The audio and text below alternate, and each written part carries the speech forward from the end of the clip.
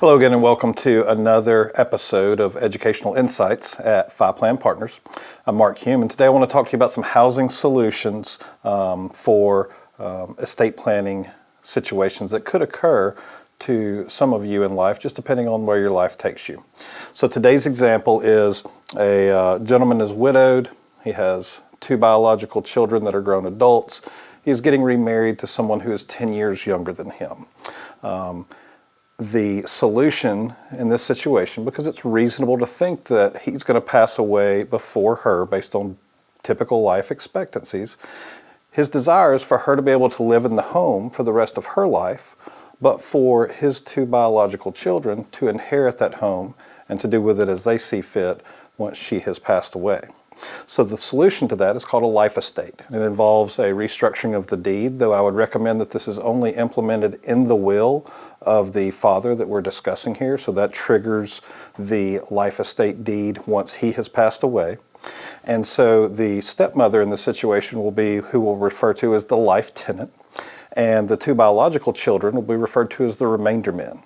And so this life estate will allow the stepmother to live in the home, and she'll be responsible for the property taxes and the homeowner's insurance, as well as any maintenance and repairs that may be required, but she has the full right to live in that home for the rest of her life. And then once she passes away, the biological children are able to, one of them is able to buy the home if that's what they want to do, or if they both agree that they want to sell the home, they'll be able to do that as well. And this creates a relatively smooth solution to a situation that could otherwise be awkward as you transition through that particular situation where there's a little bit of a difference in the age of the father and the stepmother. So the first thing I always want to discuss when we're talking about legal matters is that the state that this particular idea is be considered in really matters. You'll want to deal with an attorney who has a lot of experience in these types of estate planning matters, and you'll want them to have a really good understanding and obviously be licensed in the state in which you reside. So when we think about the pros and cons of what a life estate might bring to all these people involved in this situation, the first thing we'll start with are the pros. So it can provide some protection from Medicaid in certain situations. It can allow for a very structured and defined method to apply how the stepmother will live in the home and how the remainder men will inherit the home. And it just creates a very known and a good peace of mind for the father that he is going to provide for his wife while still leaving as an inheritance the value of that home to his children. Moving on to the cons of this particular type of estate planning solution, this is an irrevocable decision, so it's really difficult to sort of draw it back. You could certainly amend your will, but once the father passes away, you now have an irrevocable situation.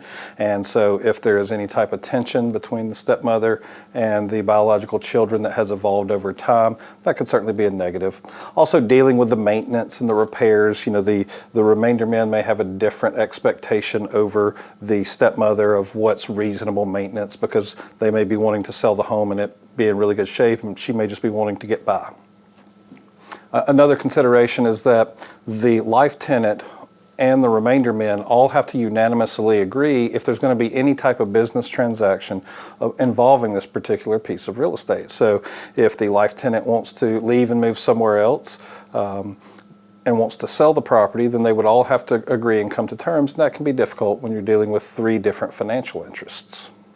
So in conclusion, if you're looking for a really smooth way in a blended family situation like I've described here today, a life estate deed triggered in the will of the biological father could be a really great solution. There are a number of other solutions to consider when you're dealing with a situation such as this, so it always makes sense to work with a qualified estate planning attorney in the state in which you reside, and that could be something for you to look into further, and we'd be glad to talk through some different options with you as well and introduce you to some of the attorneys in our network that provide us with really fantastic estate planning solutions.